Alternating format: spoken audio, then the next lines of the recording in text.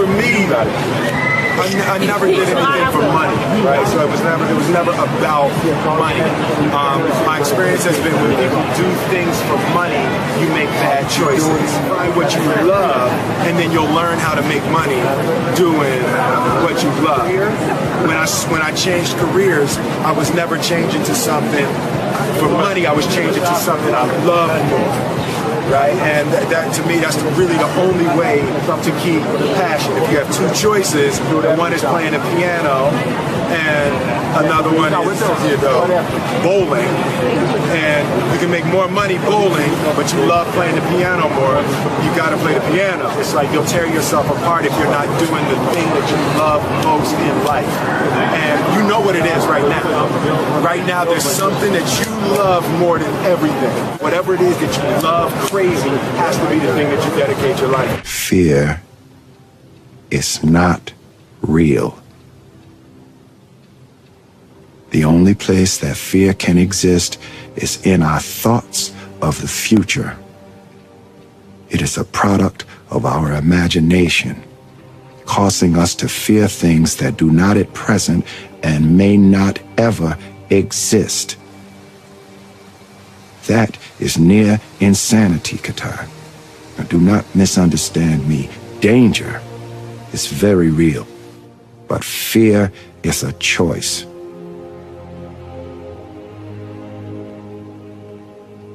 We are all telling ourselves a story. The separation of talent and skill is one of the greatest misunderstood concepts for people who are trying to excel, who have dreams that want to do things. Talent you have naturally. Skill is only developed by hours and hours and hours of beating on your craft. I've never really viewed myself as particularly talented. Where I excel is ridiculous, sickening work ethic. You know, while the other guy's sleeping, I'm working. While the other guy's eating, I'm working. There's no easy way around it. No matter how talented you are, your talent is going to fail you if you're not skilled. You know, if you don't study, if you don't work really hard and dedicate yourself to being better every single day, you'll never be able to communicate with people, with your artistry, the way that you want. The only thing that I see that is distinctly different about me is I'm not afraid to die on a treadmill. You might have more talent than me, you might be smarter than me, but if we get on the treadmill together, right, there's two things. You're getting off first, or I'm gonna die. It's really that simple. As a child, my parents always told me you could be whatever you want to be, you could do whatever you want to do. And you know, that office, that position, the highest office on the face of the earth, it was something I heard my parents saying it, but I didn't totally believe it. Yet I went out in the world and I carried myself and I held my head high and I stood there and I looked people in their eyes and I talked to people as if I was deserving of everything that this planet has to offer.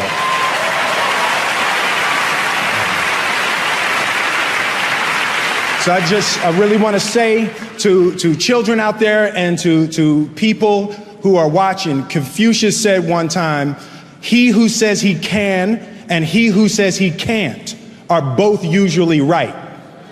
So I want to stand here before you, and as I hold this award, I want to give love to my wife, and I want you to keep in your heart, just know that you can. Know that you can. There's a certain delusional quality that all successful people have to have.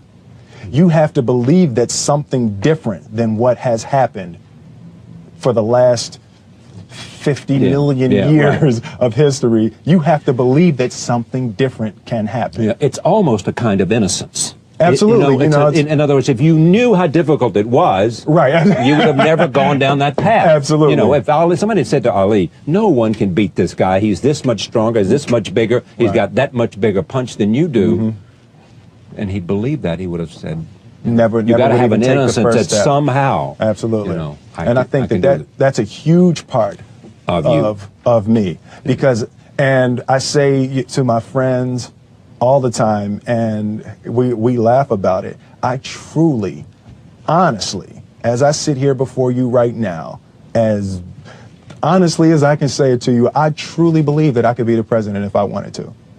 And as bizarre as that may sound to people that have traveled the path before me and to people who actually know how difficult it is, foolish Will Smith honestly believes it's sitting here. Everybody who became an actor became an actor because they got something to say. That's very interesting. I never intellectualized it that way, but that is very true. For me, it has been to be that guy that does what people say can't be done, you know? And I think it started with trying to please my mother and trying to please my grandmother, and they always wanted higher for me. They always wanted more for me. And it got to the point that I wanted to be something. I wanted to be somebody. And it made me choose certain roles. It made me turn down certain roles. There is more than an image that I want to project. I want to be the person that is the first person there and the last person to leave.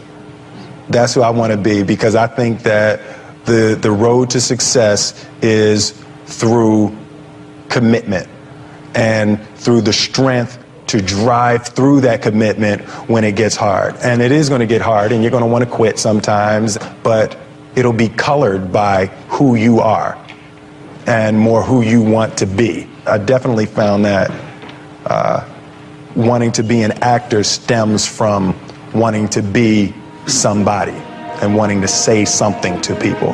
One of my favorite books is The Alchemist, Paulo Coelho, and I just believe that. I believe that I can create whatever I want to create. If I can put my head on it right, study it, learn the patterns, and you know, it's hard to put into words, some real metaphysical, esoteric nonsense, but I feel very strongly that we are who we choose to be. I consider myself an alchemist. An alchemist is basically a mystical chemist, right? And one of the great feats that alchemists used to do is they would take lead, just take a chunk of lead, and they could turn lead into gold, right? So the symbolism. Sounds like a good hustle. All right, no, right? When I leave here, give me some lead. Give me some lead. Yeah. Exactly.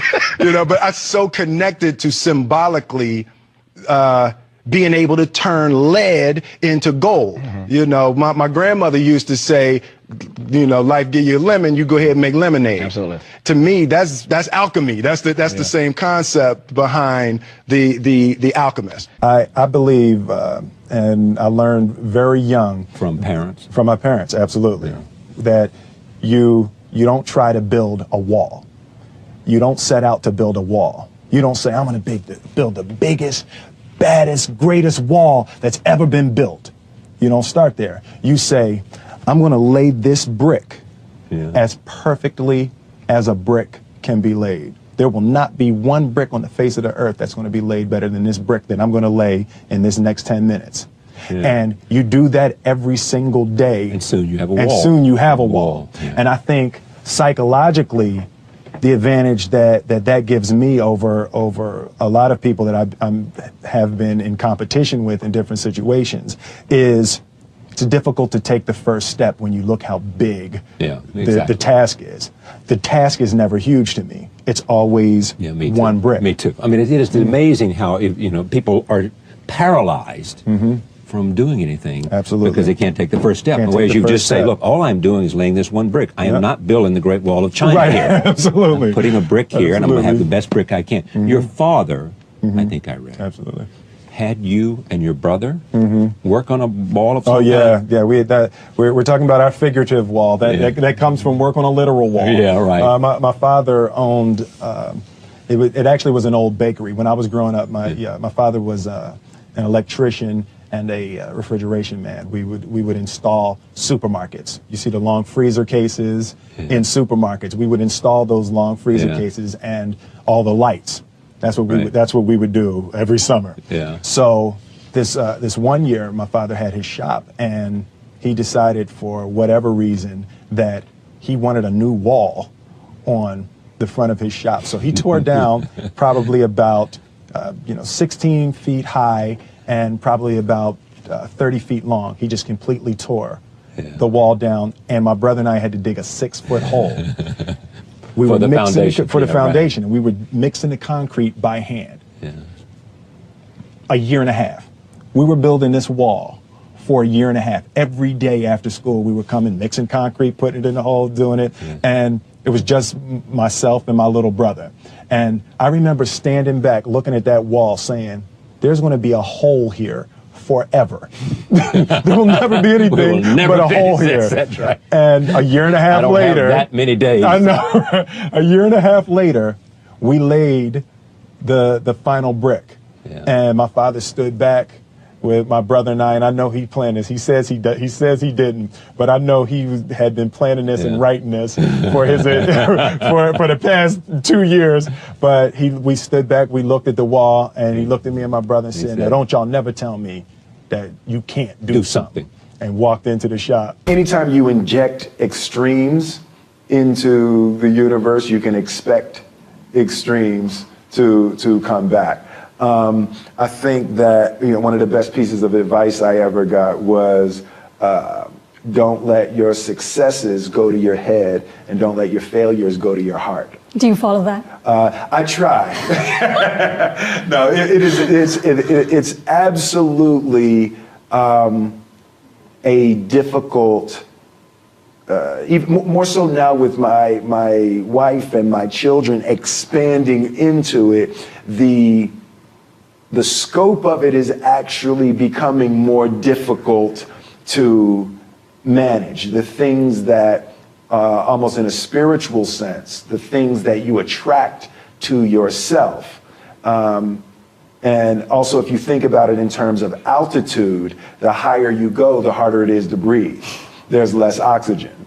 And I think in that phrase, what I get from that with Marlon Brando, what happens is, if you think about it in terms of mountain climbing, the higher and the higher you get, the less oxygen there is, the harder it is to breathe as you get to this successful space. And the first thing people want to do is get down. And what you do by getting down is self-destructive. And I'm just working hard to make sure that I don't allow the lack of oxygen to dull my appreciation for the gifts I've been given. For me, I never did anything for money, right? So it was never about money. My experience has been when people do things for money, you make bad choices. Find what you love, and then you'll learn how to make money doing what you love. When I changed careers, I was never changing to something for money. I was changing to something I love more. Right, and that to me, that's really the only way to keep the passion. If you have two choices, one is playing the piano, and another one is, bowling. Us to fear things that do not at present and may not ever exist. That is near insanity, Qatar. Now, do not misunderstand me. Danger is very real. But fear is not real. The only place that fear can exist is in our thoughts of the future. It is a product of our imagination. And you can make more money bowling, but you love playing the piano more, you gotta play the piano. It's like you'll tear yourself apart if you're not doing the thing that you love most in life. And you know what it is right now. Right now, there's something that you love more than everything. Whatever it is that you love crazy has to be